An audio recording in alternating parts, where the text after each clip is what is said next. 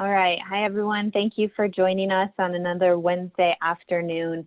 I've really been enjoying these calls and learning a lot from the different topics that we've been diving into.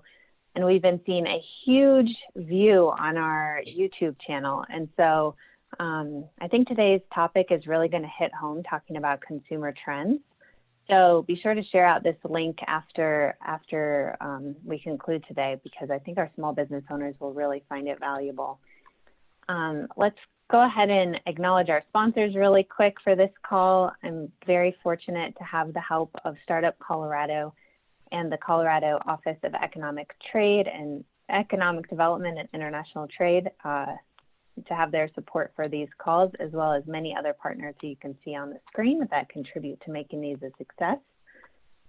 As I mentioned already briefly, we will be talking about consumer trends today. We have a great panel of local presenters to talk about local trends. We'll kick off the call talking about national trends, but first we'll do a very quick overview of the latest updates to the PPP forgiveness application. This call is being recorded today, so you'll be able to share it out. And if you have any questions, please submit those using the Q&A in your Zoom link there. So without further ado, I'm going to turn it over to Lisa Wood. Lisa is a financial consultant with the SBDC. She has years of experience as a commercial lender and also as a CFO for a large healthcare system. During that time working in healthcare, she had to apply for disaster funding through the SBA after Hurricane Harvey hit the Houston area where she was working. So she has experience working with SBA products from a variety of lenses. She is available to work with small business owners one-on-one to help you with your PPP applications, EIDL applications, or any other important financial questions that are coming up during this time. Just reach out to the Northwest SBDC and I can schedule you for an appointment with Lisa. But with that, I'm going to go ahead and turn it over to her to share some tips. Thanks, Erin. Hi, everyone. Am I unmuted? We can hear you. Thanks, Lisa. Okay, great. Thanks for everyone for joining today. And I wanted to talk about the new application and briefly talk about some of the changes to the PPP loan program that was passed by the PPP Flexibility Act on June 5th. You may have seen the original loan forgiveness application back at the first part of June, last part of May, and it was 11 pages long, and we just got a new application on June 16th that is down to 5 pages that incorporates some of the changes from the PPP Flexibility Act. So just quickly, I want to hit the high points on the changes, and then we'll talk quickly about the application. The covered period was originally 8 weeks. It has gone to 24 weeks. Originally, there was a 75% threshold you had to cross paying payroll costs to have the loan completely forgiven. That has been reduced to 60% of the loan proceeds. The safe harbor deadline has been extended from June 30th to December 31st. There are some things in here if you are having trouble or any businesses are having trouble rehiring employees or finding similarly qualified employees, there are some provisions for you to help you out and not penalize you on the forgiveness side. Also, if your business has been affected by some of the OSHA or CDC or Health and Human Services guidelines on your capacity, which has reduced your number of employees that you can hire, there is some assistance for you on the forgiveness side because you aren't going to be able to go back to pre-COVID levels anytime soon. Another great thing, if you do have some loans, a piece of the loan that is not forgiven, the repayment schedule has gone from 2 years to 5 years, so that's going to help keep a payment lower.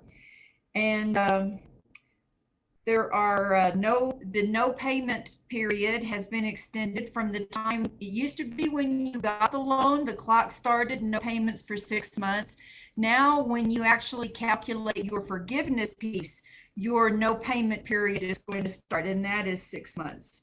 There's also some provisions on not having to pay your Social Security taxes for now. That does not include all the other governmental payroll taxes, just the Social Security taxes.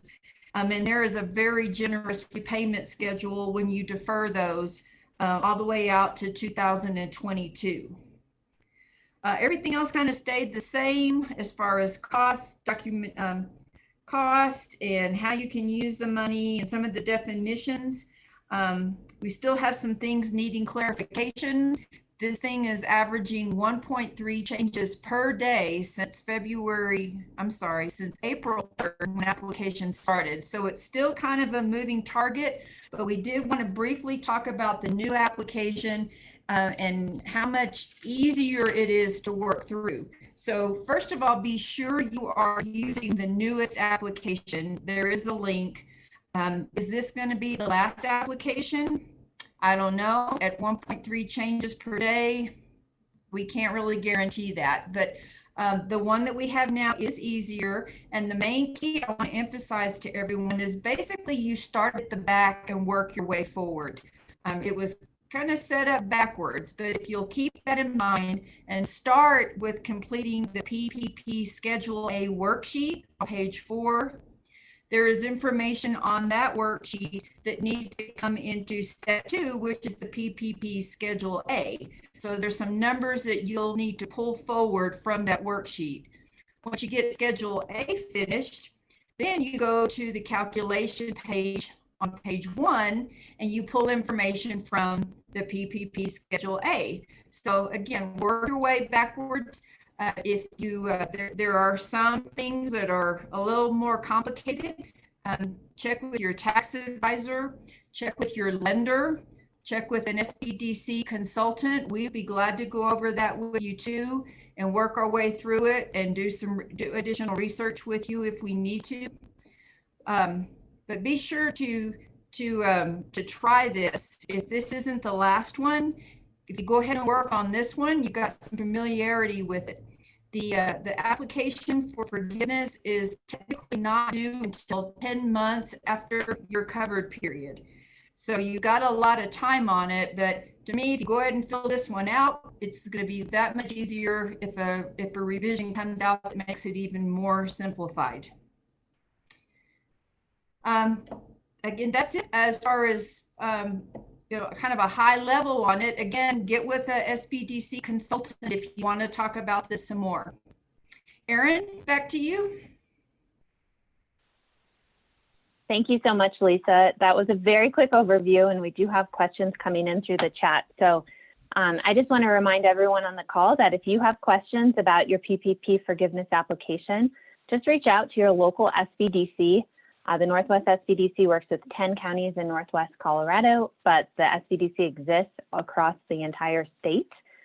All of us have financial consultants who are well versed at this point in the forgiveness application, as well as any of these other COVID response programs. And so we'll be happy to individually help you through those questions that you have. So with that, we're going to get into the meat of our topic today, which is consumer trends. We'll go to the next slide, please. I'm going to turn it over to Matt Wagner, who's from Main Street America, and he's going to be talking about the national trends that we are observing.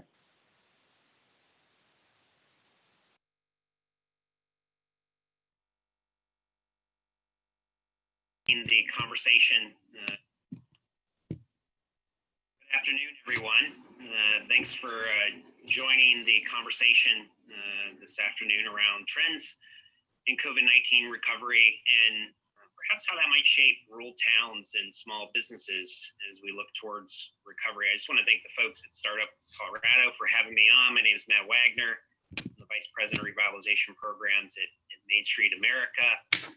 We have the privilege of working all across the country on a variety of downtown and urban district revitalization initiatives. And so rural is something that's a very part of our DNA. About 85% of our 1,600 programs across the U.S. Are in rural communities. And so just very appreciative to be able to talk about some of the things that we're seeing, frankly, across the country but also just a recognition that there are a number of sort of macro trends that are influencing how we think about recovery. Just in terms of the current state out there, what's been talked about in a pandemic and any other big sort of downturn change in society or the economy is that things that were happening prior that may have been viewed as trends typically will accelerate during a period of time like this. So you think about just like e-commerce as a complete example, where e-commerce was growing about 15% annually. You can anticipate that greatly accelerated, as we all know, through this process, and that will likely continue, even though there might be structurally some pullback once we have more reopening across the country. And I think part of that is just in thinking about how does recovery look for small businesses and rural communities is what's temporary and what's permanent. How do we juggle things like the economy versus health? We all want to be open, but how we balance sort of this new norm, perhaps until a vaccine is found. The other thing that we're seeing across the U.S. is that there's still a lot of uncertainty, whether it's individual consumers or businesses, and certainly civic and government institutions, kind of operating within the gray. And I think during that time, what that calls for is this: we just have to be extremely agile. We have to be entrepreneurial thinkers. Speed, change is happening so quickly that we also need speed, and I think just a willingness to accept some failure. We're going to make mistakes in a recovery situation, but sort of fail fast and come back out with your own form of version 2.1. And then finally, it's just that reopen and thus recovery is going to look different. There's a lot of sort of local, hyper local variables at play, and although I'm going to be speaking more towards national trends, just recognizing that what's happening locally is really critical to the recovery situation. In terms of consumer drivers that we're seeing out there, I think the first thing to understand is that it takes a certain amount of time for us to form new habits, and by understanding that, we can figure out things that might be temporary and things that might be more sort of part of a new norm situation. Research suggests that's about 66 days, and whether that's a range of 18 to 264, as you see on my screen, what we do know is most of us have been in a stay-at-home situation across the country for about 3 months, and so it is likely that some of this has become new habits in terms of the way that we work, perhaps how we think about shopping. Certainly, if you look at the stock market, things like Amazon and Walmart and Costco have all seen, really high stock valuations. Apple as well, things technology associated with how we work. And so it's likely that those kinds of things will continue, albeit there may be some pullback as people go out and shop differently. Certainly, we've become used to more delivery and pickup, even for groceries, that I think many thought, oh, that'll never happen. But it has. There's more of a yearning for nature and outdoors if we spent so much time inside. We're definitely learning to cook more. Last year in 2019 was the biggest year for food away from home, which was your restaurants and bars, and that actually exceeded grocery store sales for the first time ever. And that's certainly probably swung back, at least temporarily. We're hearing more about tourism shifts, more staycations, more trips by car instead of taking an airplane, maybe more Airbnb in rural areas. Is that yearning to get away from maybe dense urban environments as a potential for a second wave is being discussed. More rush to rural. I'll speak to that in just a little bit. People are already in their vacation homes, and tourism economies are wondering, will they go back or will they stay and work more remotely? And then finally, I think there's just a lot of self-sufficiency happening as people are thinking about food resources, planting their gardens, more frugalism. This commonly happens in large economic downturns, and we'll see how sort of sticky that is going forward. One of the biggest things that I think that we all need to consider is that in a recovery situation, there's the consumer side, which is really important to understand, but there's also and the small business owners, and we're all human. And so the psychology of how we feel about safety, our comfort level with shopping or going to an event is really important to understand.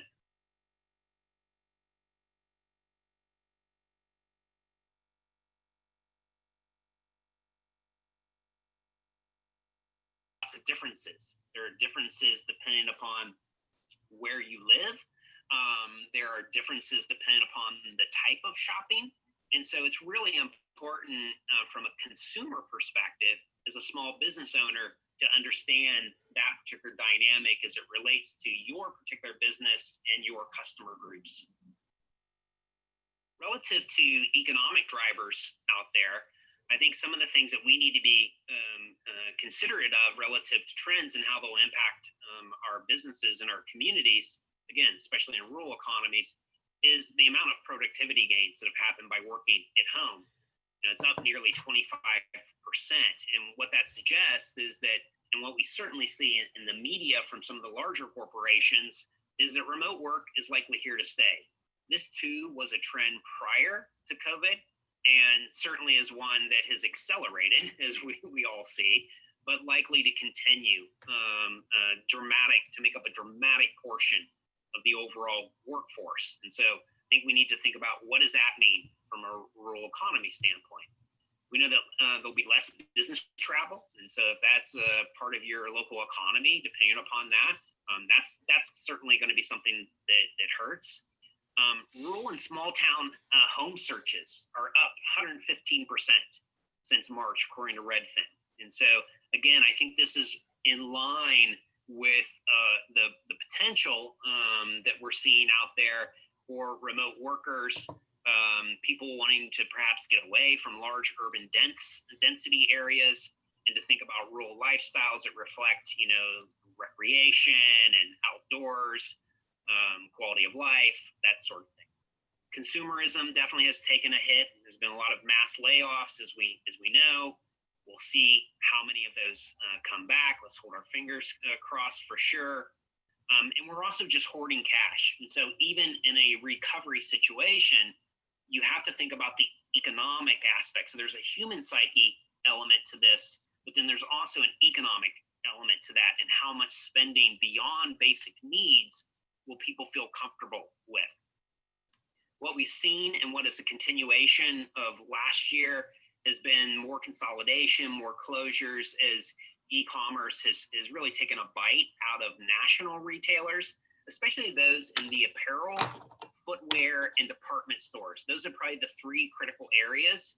Prior to that, it was electronics, books, although books are making a swing back for independent booksellers. But you can see, just in terms of where sales have sort of cratered during this time period, whereas e-commerce was still ticking up. I think for one of the shining stars has been in the small scale production. So if you're familiar with that particular industry sector, these are your artisans, your makers, your breweries, your distilleries, might be small food crafters, etc. Etsy is the online platform that we can at least see in an e-commerce capability. And in that, they were up 27% in March over the previous March, which I think is really interesting, and only suggests for small bricks and mortar retailers along a main street in a small town is that unique experiential is still a selling point with consumers. And that's what we're seeing with an Etsy platform that's far exceeding traditional e-commerce platforms. So how do we think about the impacts then of some of these trends on our small businesses and rural economies? I spoke a little bit about remote work and how many, even prior, more rural states like Vermont and Maine, were looking at this as an opportunity to recruit talent back versus sort of traditional manufacturing, smokestack chasing. I think that is a great opportunity to build off of in a recovery situation. There's going to be a good portion of the workforce that will not go back to a traditional office setting, and they will have latitude to live in different parts. think the critical elements is whether or not you have the cell and transportation infrastructure that they may be needing, and certainly, internet infrastructure, and then housing diversity. A lot of our small towns are sort of, more so in the single family, and I think we need to move beyond that into apartments and that sort of thing that will meet that lifestyle consideration. Also, some additional trends and how that might impact particularly small businesses. I think this is a great opportunity to sort of rethink business models that and thinking through, what will remain as permanent, like we saw with many restaurants that were doing delivery and pickup service that perhaps never offered that in the past.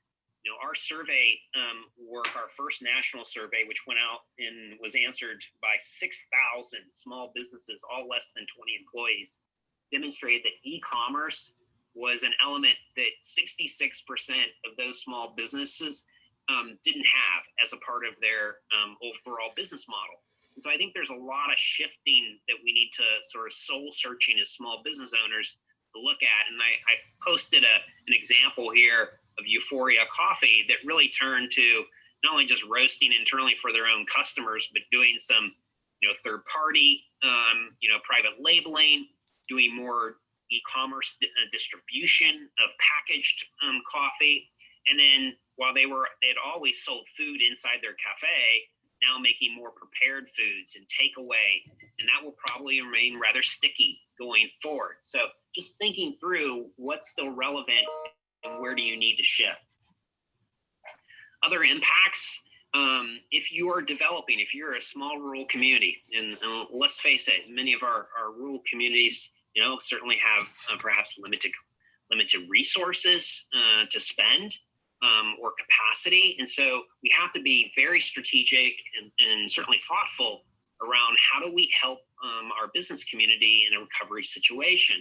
What I would urge is, even though much of our survey work is spotting and highlighting needs, whether it's social media, e-commerce, just helping through technical assistance with business model shifts, that we need to be flexible.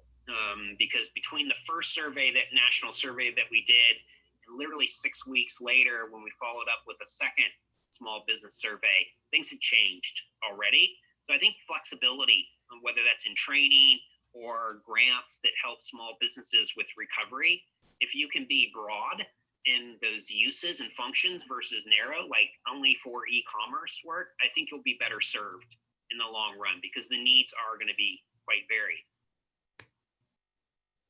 Like anything, when the pendulum swings, you may see, business products, services that are no longer viable.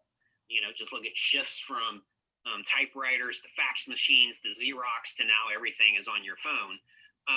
Things change. There are disruptions that make change in how we think about products and services. And so on the flip side, that also can invoke new opportunities. And so I'm throwing out, hedging my bets on some additional opportunities that we might want to think about for our own small businesses.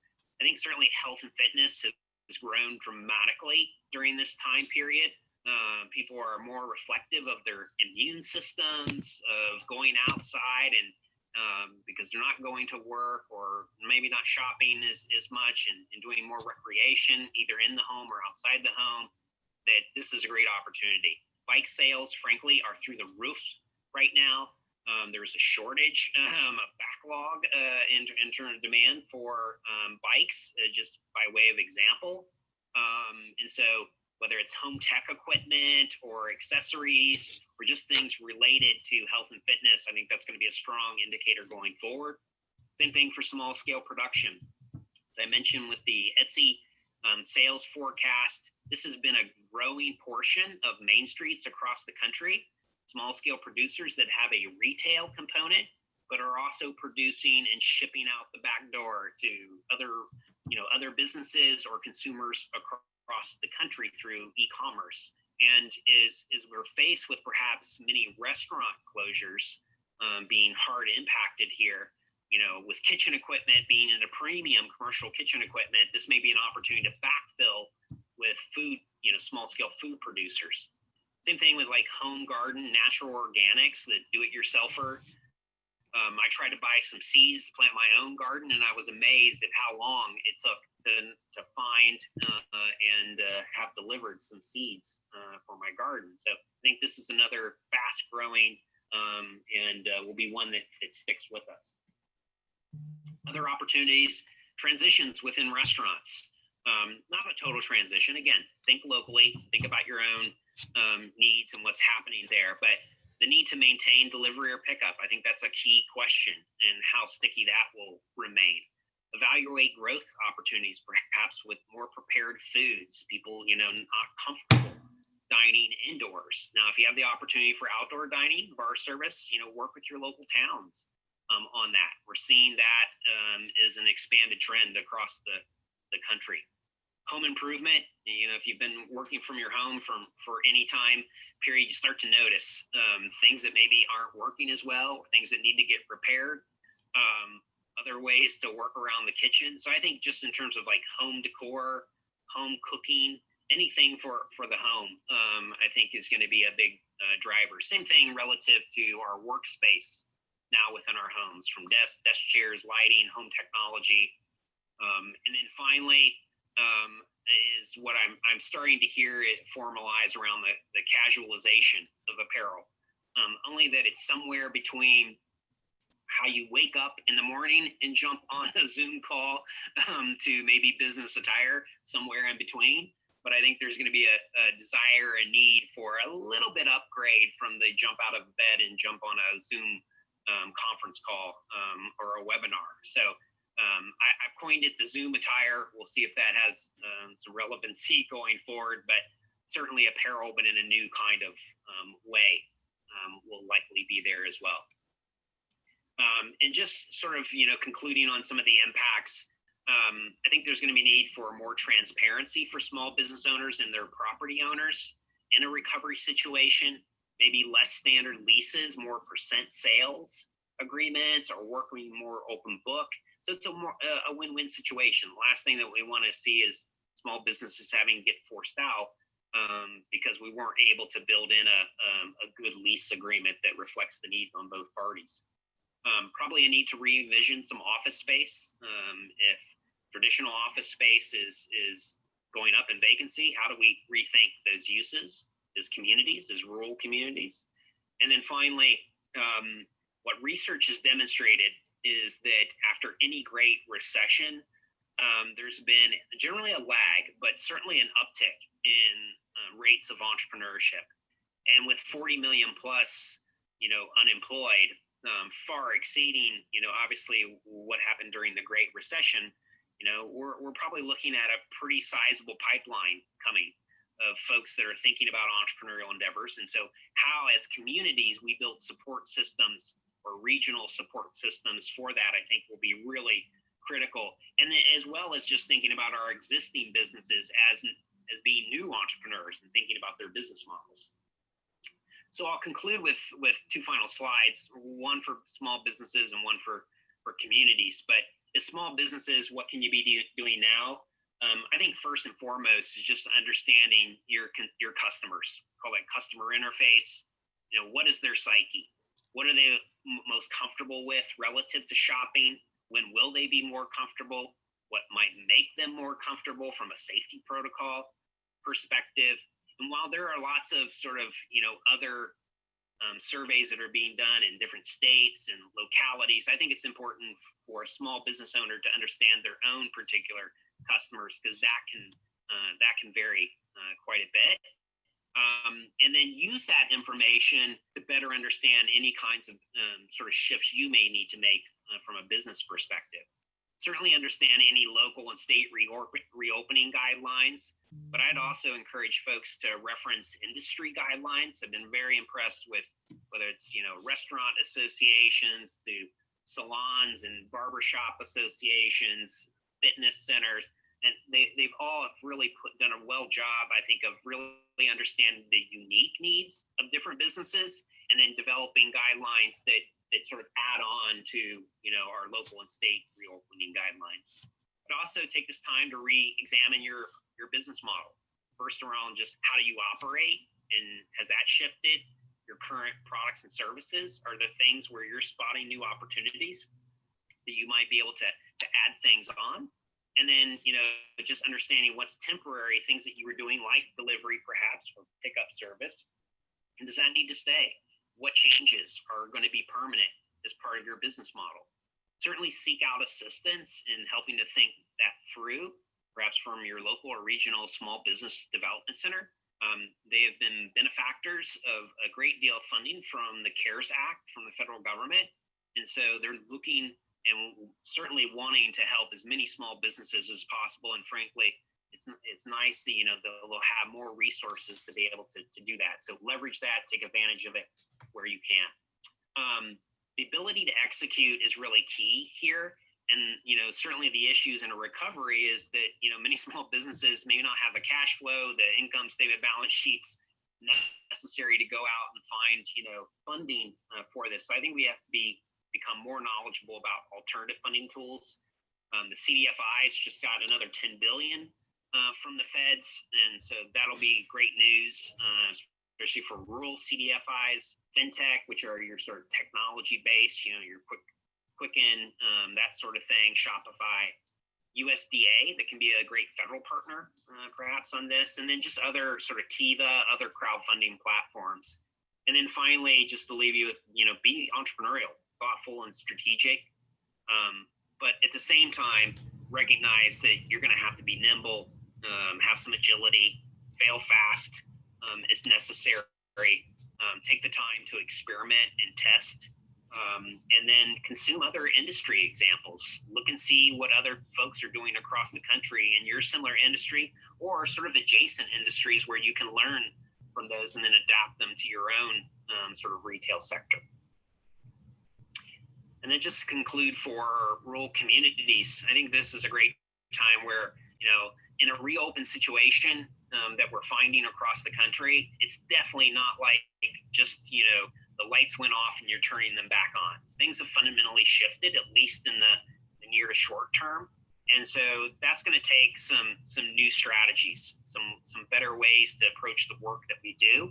If you're interested in more resources that you think might align to your organization, I hope that you'll look at what we call our Main Street Forward resources. You can find those at www.mainstreet.org.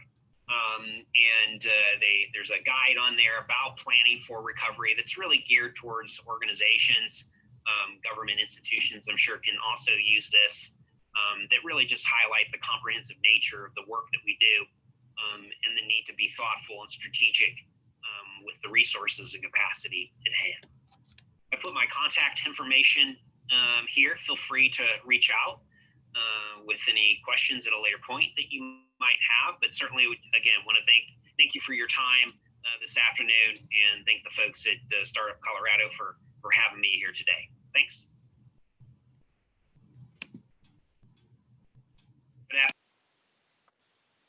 All right, lots of information there. I was taking furious notes. I will link those slides as well as some of the resources that Matt mentioned on our Northwest SBDC website.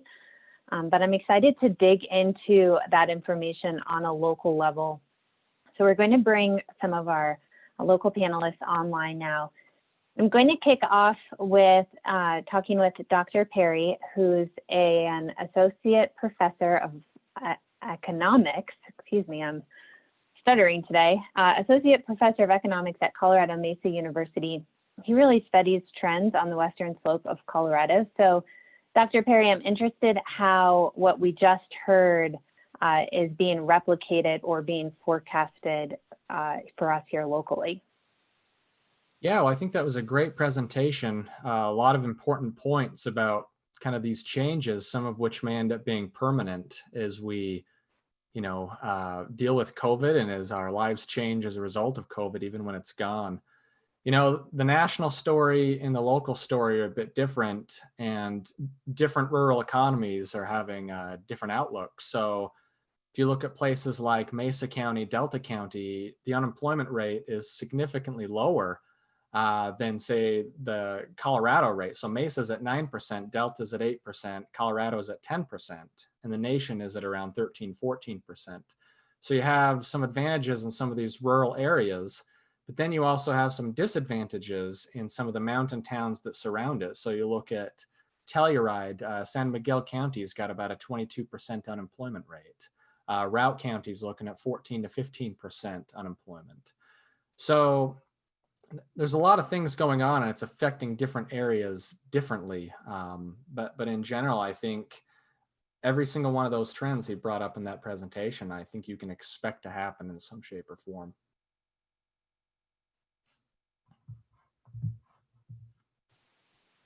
Great. And we spoke a little bit, the question keeps coming up from people about this prediction of people moving from more urban areas to the rural areas.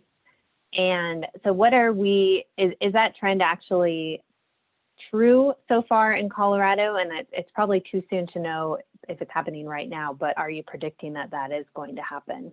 Yeah, well, he showed some good data in his presentation on that just based on searches. So we do have data on people's interest in moving to rural areas.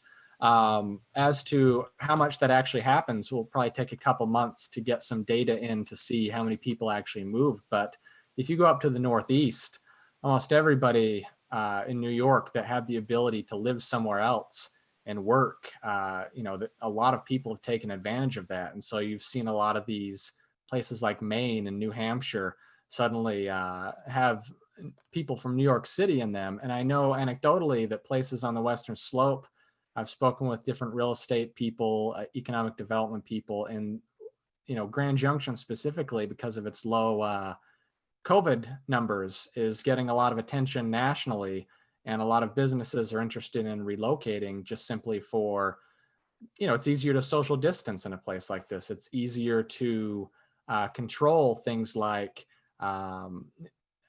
being able to recreate and not get COVID. It's easier to have people work from home in an area like this and still maintain some sort of semblance of sanity because we can go outside. So there are a lot of advantages, I think, that the Western Slope has compared to, say, the Denver metropolitan area or really any big city.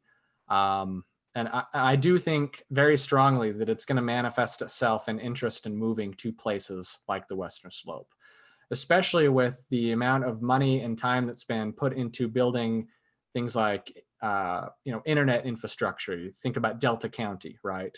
Delta County's got a lot of space. You can have a hobby farm, which, as he said in the presentation, is very popular. You can work remotely. You're close to 2 different airports. You've got the Montrose Airport, the Grand Junction Airport. So I think we're absolutely going to see some migration to the Western Slope. And even before COVID, the State Demography Office was predicting quite a bit of population growth and migration in certain spots in the Western Slope. I think this will just facilitate more of it. He mentioned that we'll likely see a spike in entrepreneurship or startups. And I can, from my perspective, say we are seeing that already. I think that does come out of economic downturns. I'm sure many of our partners on the call would say the same thing, that a lot of people are coming up with new ideas, and it may be inspired in part by people who are looking to relocate here. So that'll be an interesting trend to track. I would like to bring Sean onto the online. Sean is the owner of Wilderness Sports in Dillon. So he can share some perspective on kind of this outdoor gear uptick that we've heard about. And he has some other interesting trends that he's observed. So Sean, let's start there. What are you seeing at your business in terms of the spike and the demand and the supply chain issues that are happening with outdoor products? Yeah, it was kind of interesting, Aaron. I was first going to compliment you on your background. I'm used to my kid doing school stuff, so I normally have like a Minecraft or a Star Wars background going on. But nice work. It looks very pleasant. Yeah, when coming out of the winter, we were. It was basically when Vail had shut down, Arapahoe Basin shut down, Copper shut down. And so we were normally kind of at that point tailing off, going into kind of more of finishing getting rid of a lot of our stuff. And we are primarily a backcountry ski shop. And so about a month and a half early, seeing massive upticks in backcountry ski gear. Now all of a sudden everyone was like, well, there's still tons of snow. I still want to ski. I need a tech setup. I need skins. And so the gear side of things really skyrocketed for us.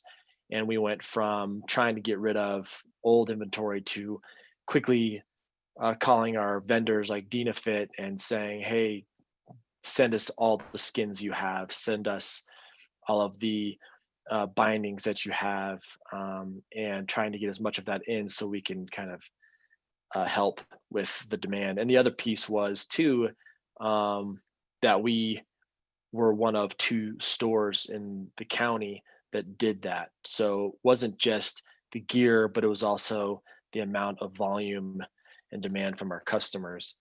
And then kind of towards the end of the season, that fell, and mountain biking kind of became, or biking in general, actually. We sold many gravel bikes at the very beginning of the year. We've been helping with FERC, who's our local, kind of one of our local community nonprofits who provide a lot of services for people in need.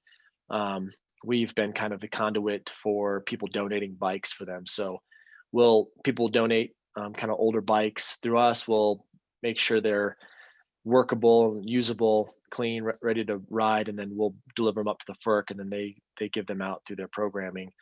And so we saw a large spike in that demand. And then you now see people who are, haven't ridden their bike in 15, 20 years, jumping on their old bikes, and they're like, oh crap, my tires dry rotted, my gears don't work, my shocks don't work. So we had this major spike in service. And then now when we've been trying to go get just 26-inch tires and tubes, they're nowhere to be found. And, it's one thing to be up here in the county, but it is definitely a national trend, which is happening all over the country and even all over the world. And so you take that spike in demand coupled with manufacturers shutting down their plants for over a month, you've got this huge gap of, supply and demand, which has affected a lot of people. And now we're in this place where we really can't find a bike for under $3,000 to sell people. So we're just doing our best to try to match people and bikes, and it's been quite a challenge. Interesting. So you have an interesting perspective on like retail in-person sales versus online sales. And I can see how, if someone needs to get their bike fixed up or doesn't really understand bikes, they can't buy it. They can't buy a part online and make it work. They need to come in person. So can you go into that a little bit, explain how you went online and what trend you've seen there, and if you think you'll stick with that model of doing online sales? Yeah, sure. So we kind of have an interesting take. Wilderness Sports has been around for 43 years. We've kind of been proud of being the local ski and bike shop that has a high level of technical expertise. And so we've really stayed away from any sort of online business, because the idea is you need a new bike, you need skis, you need technical wear. Yeah, of course you can get it online, but half the time you're going to be coming to us saying, I bought this thing and it doesn't work right, or it doesn't fit, this particular component doesn't fit a bike or whatever. And so that's where, our specialty comes into play. Like most local bike shops and ski shops, they have the expertise to do that. So that's where we've always been, or positioned ourselves. Coming out of the winter, when the government essentially said you can't go out of your house anymore, we had to redirect kind of our strategy. And luckily, I think probably pure luck at this point, historically, we didn't really think, well, we thought maybe someday we would do online banking, but our POS system software, which is Lightspeed, does have an e-commerce platform that we were able to basically within a week turn that on. And then our buyer, Alex, just crushed putting basically all of our inventory onto the website, and creating markdowns and pictures and everything. Basically, we had to create an e-commerce site. So we went from a retail store to a warehouse fulfillment center in a matter of a week and a half. And then for about a month and a half, we were exactly that. You can come and pick up stuff from the store. We would maybe deliver some stuff, or we were basically mailing everything out. And then once people were starting to kind of allowed to come back and we could open up the doors a little bit, that's when bike season turned, and we've been flooded with service and that sort of thing. So I think the trend, it quickly went to online. We promoted it a lot through our social media and the radio. But looking back at the trends, kind of what we made, we've done about 2.44% of our entire sales. We're a little over $1 million in sales for the year right now. We did about 26,000 through our e-commerce site. And I think our strategy, given the amount of work it takes to run an online store, we're probably going to keep that as more of a discount avenue to sell our discount stuff versus what we have for seasonal stuff now, current seasonal stuff. So that's a strategy we're still playing around with at this point. We haven't added anything to the website yet from our winter stuff, but yeah, it's kind of been an interesting look. We went from a retail store to a tech company. That's what we kind of joke around about it in a matter of a week. Yeah, it was something that I hadn't considered, that in this shift to get businesses online, it's not just about putting the tech in place. It's about having the manpower to operate a business and to respond to inquiries 24/7, and then to fulfill that distribution. And so I hadn't considered that the manpower would actually increase until you brought that to my attention. And certainly something for very small businesses who only have a couple of people on staff to have to weigh and to have to consider if that's the right fit for them. So last question, Sean. I loved the conversation that we had about how the COVID impact has perhaps improved your business for the better. And there's some things that you've shifted about your business model that you're going to stick with. And there are things that I continue to question. For example, you told me that you don't think that you're going to be open on weekends anymore. And so we would traditionally be the busiest on weekends. So I'm interested in your perspective on that. We love bucking trends at Wilderness Sports. Yeah, I mean, essentially what happened is we had to let go about 60% of our staff, which ended up being about 35% in payroll savings throughout the year. As we mentioned, we went to online sales. I think we're probably very lucky in that we were a backcountry ski store versus just a ski store. And now we're also a bike store, which was an essential business. So that allowed us to stay open. And because we have 3 owners that were able to be here, and plus we have one amazing employee, and now we have a couple other employees right now that are all phenomenal, who just work their butts off. We've been able to maintain a smaller staff, and it's allowed us to basically save some money and kind of realign financially where we need to be. And it's been a little bit of a savior and a good excuse to do a lot of changes that were probably needed to make in the first place.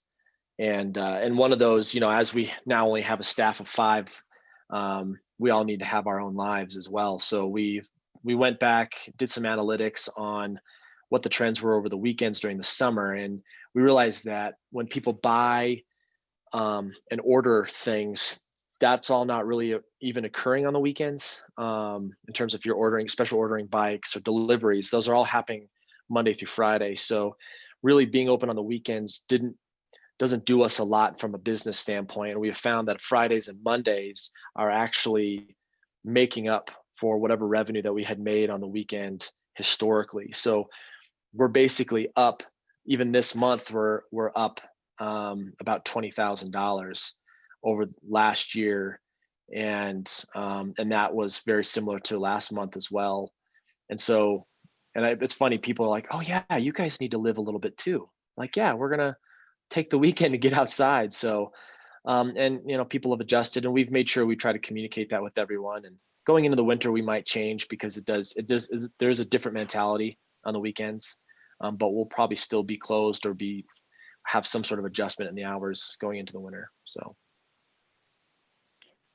that continues to be fascinating to me. I think I'll continue to think through that and really check out if other businesses are seeing a similar trend. But it brings up that point that it's a great time to go back and dust off your business plan, or to work on one in the first place if you never had one. And we're all finding ways to do life better. So we certainly should be finding ways to do work better, especially in our region where we had a real shortage of workers for so long. And it's hard to find those hourly employees. So it's unfortunate to have to lay people off, but at the same time, hopefully for your specific type of business, that's going to help you be successful and not have to have some of those employee and workforce stressors that you would have had prior to this. So thank you so much for sharing that, Sean. Yeah. I'm going to turn it over to wrap things up with Blair, who's the Executive Director of the Summit Chamber, to talk about some of the cool things that are going on in Frisco and Breckenridge. I hear that the same thing is happening in Durango and perhaps a couple other places across the Western Slope, but I think I'm interested in if you could just highlight what they're doing there and how it's gone so far, Blair. Yeah, absolutely. Thanks, Erin. Thanks to the SBDC and Erin for having me, and to Startup Colorado. It's definitely been a new model. Shutting down Main Street. Parking has been a major problem in, both Breckenridge and Frisco for years. And Breck moved to the paid parking model, which really worked well for them.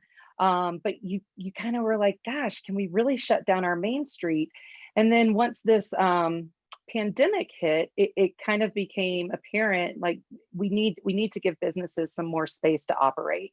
And so, yes, you've seen both Breckenridge and Frisco do that. And I think it's been overall very successful. They've been open. The streets have been shut down for about two weekends now. And I would say that the business owners would describe it as steady, and the locals would describe it as packed. So I think that's an interesting dichotomy that we kind of live in this mountain community. So Breckenridge has designated, there's just over, I think, 25 businesses that have been allowed to operate on Main Street, and they have been given a 10 by 34 foot space to operate. For restaurants, and I apologize, I'm gonna have to check my notes just a little bit. Breckenridge has decided to shut down for an 8-week period at this point. Frisco has kind of not set an end date yet. They want to see how it goes and plan to keep it open as long as it's successful. In Breckenridge, again, that 10 by 34 foot area, allowing up to 4 tables with a 20-person occupancy for restaurants. For retail, they are allowing tables, racks, mannequin, and chalkboard displays. And then providing the tables and stanchions that are being required of these businesses. So those are, again, being provided by the BTO for a pretty minimal rental fee of $350 for the entire 8-week period. Frisco, again, they shut down as well on Friday, June 12th. And I think it's been really successful. You're really seeing on both main streets, you're seeing a mix of locals as well as that out-of-state drive market, Texas, Arizona, California, Oklahoma. And it's kind of mixed with the whole mask conversation. Some people are really challenged to wear a mask. They are not appreciative of it. And then there are other people that are coming into some of these establishments and are saying, thank you, we feel much safer when operating under this kind of environment than we did in our home state of wherever it may be. So again, interesting trends happening with masks. Frisco has also created a Love Frisco, Shop Frisco program, where they have put about $100,000 into the program, and people can go online to purchase an e-gift card. If you purchase a $30 gift card, they're going to give you a $40 e-gift card. So you spend $75, you'll receive a $25 bonus. So just kind of a multi-pronged approach there for Main Street Frisco. I know we're running out of time. Some quick concerns that people had, Breckenridge was worried that it would really turn into an Oktoberfest kind of atmosphere. And that we really haven't seen that happen. The business owners are responsible for keeping their patrons in line, and that has gone pretty smoothly. Frisco was really concerned about parking, weather delays, and just the drive-through traffic that maybe they would miss having a main street shut down. And again, I think overall things are going pretty smoothly. I think the key is that both towns are really committed to listening to their business community and to making adjustments as needed. So I'll leave it there. Thank you, Blair. I drove through both Frisco and Breckenridge on Sunday and saw the setup earlier in the week on Thursday, and it was packed from my perspective. But I also had that realization of that, whereas I would have previously parked right in front of a shop that I was going to and would walk directly into that shop. Now you saw people walking the length of 2 or 3 blocks, if not more, and passing and having exposure to all of these outside booths, more farmers market style. So perhaps learning about and patronizing a business that they hadn't ever interacted with before. So it will be really interesting to see as a few more weeks go on what the feedback is from the business owners on those streets of how that foot traffic helps drive business. Absolutely. Thank you so much to all of our local panelists. This was interesting, an interesting topic. And if you're a business owner on the call or a community leader, we'd really be interested in your feedback on what you're observing. We'd like to continue this conversation and continue to talk about what would be helpful to our small business owners as you look to the future. So let's go to the next slide and we'll wrap up here. You can download the slides from today's presentation as well as the recording at both the Telluride Foundation's website as well as the Northwest SBDC's website. Those links are on your screen. As I mentioned earlier in the call, please reach out to the SBDC for business consulting services. Those are free and confidential to all small business owners in Colorado. Coming up, starting next month, West Slope Startup Week has moved to a virtual format, lots of cool topics. Some of them are more traditional topics that have been planned ahead of the pandemic, and many people are shifting the topics that they're presenting in order to be relevant in this new era in which we live. So check out that. They'll be going on throughout the month of July. Everything is free. You can access all of our previous call recordings. There's some really cool topics we've talked about, such as Main Street. Many of the other things were specific to the COVID response, but you can look back through the topics at the Choose Colorado YouTube channel. And as I mentioned, if you have feedback about what you'd like to see on future calls, or if you have questions remaining that we didn't get to cover today, please email Startup Colorado or reach out to the Northwest SBDC. And last slide, oh, sorry, one more. Check out that Startup Colorado podcast that they're doing the brief snippets with some very relevant information. Based on the feedback that they've gotten to that podcast, we anticipate that for our next call, which will be on July 8th, we'll probably be talking about marketing plans and kind of how to shift your marketing dynamic in the absence of traditional events that might have been a part of your marketing plan. And I think that that will be the last slide now. So thank you so much for tuning in. Like I said, share this link with those who might find it interesting. Download those slides with lots of interesting data. But we'll see you in 2 weeks to talk about the next topic. Thank you.